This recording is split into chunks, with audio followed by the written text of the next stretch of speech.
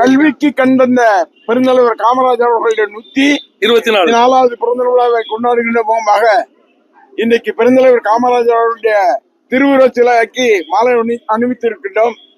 தொடர்ந்து சிவந்தி ஆயத்திலான மெட்ரிக் பள்ளியில் நடக்கின்ற பெருந்தலைவர் காமராஜர் அவர்களுடைய பள்ளியினுடைய பெருந்தலைவருடைய பிறந்தநாள் விழாவை கொண்டாடுகின்ற முகமாக அங்கே நிகழ்ச்சியில கலந்து கொள்கின்றோம்.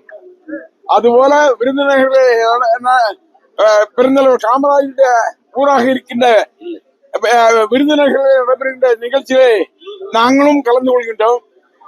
அந்த வகையில தொடர்ந்து என்னுடைய தொகுதியில் இருக்கின்ற பெருந்தலைவர் காமராஜருடைய சிலைகள் அத்தனையிலும் மாலையிட்டு அந்த விழாக்கள் சிறப்பாக கொண்டாடப்படுகின்றது. இன்றைக்கு எங்களுடைய கழகத்தினுடைய தலைவராக இருக்கின்ற மரியாதைக்குரிய அண்ணன் மு.க. ஸ்டாலின் அவர்களுடைய எண்ணங்களை நிறைவேற்றுகின்ற பணிகளை நாங்கள் செவ்வனே செய்து வருகின்றோம். சில பேர் சொன்னார்கள் காமராஜ் சிலைக்கு மாலை போடுவதற்கு வருவார்களா பார்ப்போம் என்று சொன்னார்கள். சவால் விட்டு சொல்கின்றோம், எந்த இடத்திலானாலும் சந்திப்பதற்கு நாங்கள் தயாராக இருக்கின்றோம்.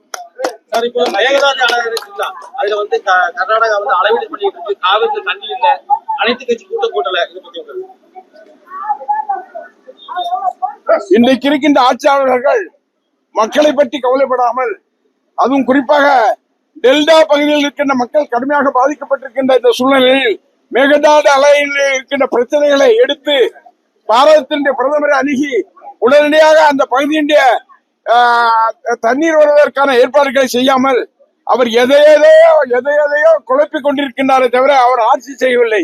ஆட்சி செய்வது மட்டுமல்ல, மக்களை ஏமாற்றுவதற்கு என்னென்ன வழிகள் இருக்கின்றதோ அதை மட்டும்தான் செய்கின்றார்கள். இன்றைக்கு தஞ்சையில் இருக்கின்ற எல்லா பகுதியினுடைய மக்கள் இந்த முதலமைச்சரை இவர் முதலமைச்சரா, இந்த முதலமைச்சர் தேவையா என்ற கேள்வியை கேட்கின்ற நிலை இருக்கின்றது.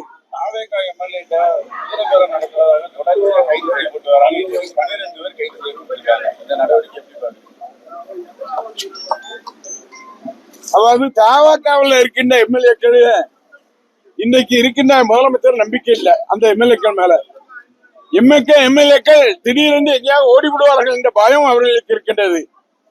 அதனால் இது போன்ற மிரட்டல்களை ஏற்படுத்தினால் அவர்கள் போகாமல் பாதுகாக்கப்படுவார்கள் என்ற நிலையை இன்னைக்கு முதலமைச்சர் எடுத்திருக்கின்றார்கள்.